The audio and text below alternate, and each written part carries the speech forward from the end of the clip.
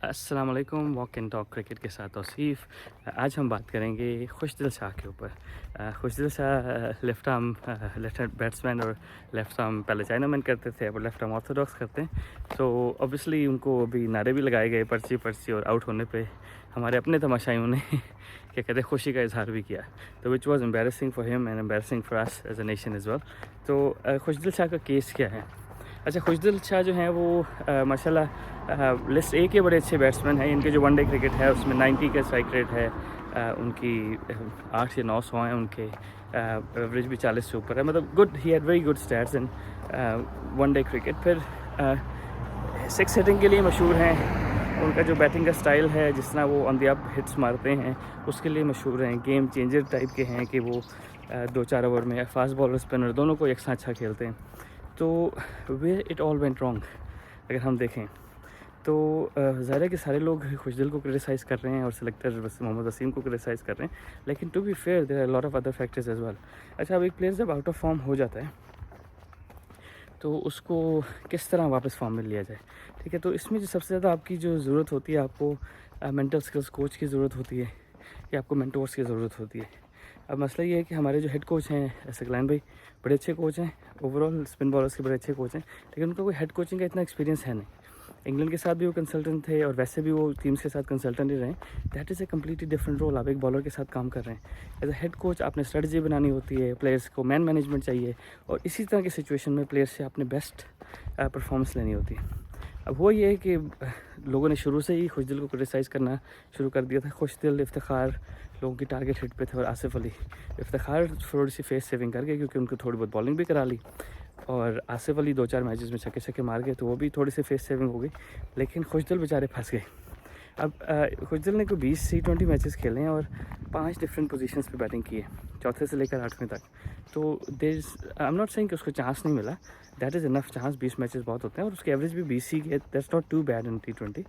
Strike rate बहुत कम है एक्सपेक्टेशन के हिसाब से, क्योंकि he is a big hitter.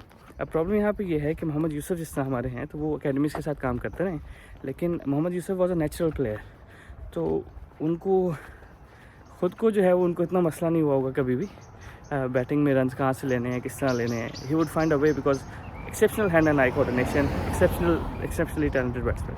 अब वो जो है वो जब खुशदिल जैसे बैट्समैन को समझाएंगे तो he needs to have some man management experience, he needs to have some I mean tactical coaching experience, क्योंकि टेक्टिकल कोचिंग वहाँ काम आती है जहाँ पे इस तरह की सिचुएशंस होती हैं। यार खुशदिल क्या करना है, क्रीज से बाहर आ जाएँ, अंदर आ जाएँ, कौन सी शॉट्स खेलें, कौन सी शॉट्स ना खेलें, कौन से बॉलर को किस तरह खेलें, ये छोटी छोटी चीज़ें हैं जो आपका जो बैटिंग कोच है आपको ऑन टूर या ड्यूरिंग द सीरीज़ टैक्टिकली बता सकता है। क्योंकि टेक्निकल चीज़ें तो आप सीरीज़ के दौरान नहीं कर सकते, क्योंकि ऑब्वियसली आपकी मसल मेमोरी होती है, और आप क्या कहते हैं अगर अपनी टेक्निक को चेंज कर लेंगे all of a sudden during a series, तो आप बड़े ब्लंडर्स कर सकते हैं। क्योंकि मसल मेमोरी पे हम जो है वो एक तरह से मसल मेमोरी पे हम फंसे होते हैं, क्योंकि हमारी नेचुरल होती है मसल मेमोरी। यह हम बना सकते हैं, लेकिन you can not do it during the series.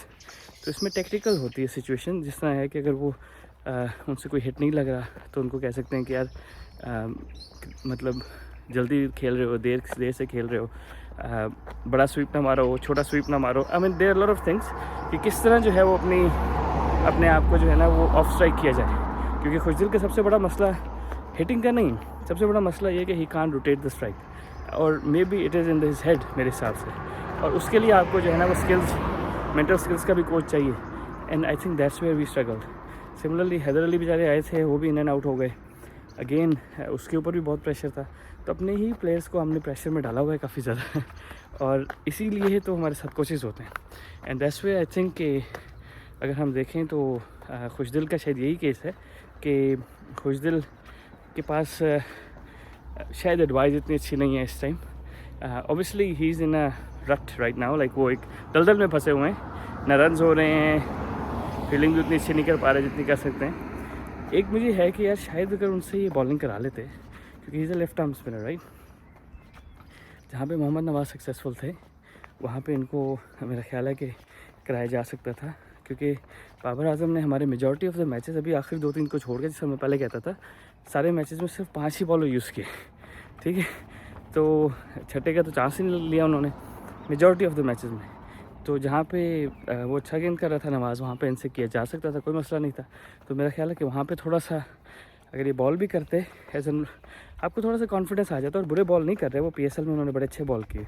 तो I think as a utility player उनको हमने एक तो उनका एक स्किल तो उनकी हमने यूज़ नहीं की बिल्कुल ना, ठीक है। उसके बाद वो बेचारे आउट ऑफ फॉर्म थे।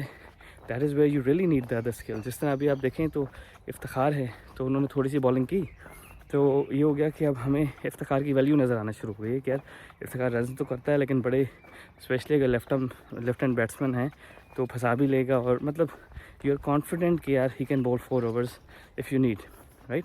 सिमिलरली अगर खुशदिल शाह को भी चांस दिया जाता, बॉलिंग थोड़ी सी कराई जाती, और ये नहीं कि चांस दिया जाता, वो ही डिज़र्व्ड इट क्योंकि उन्होंने PSL में अच्छी बॉलिंग की है।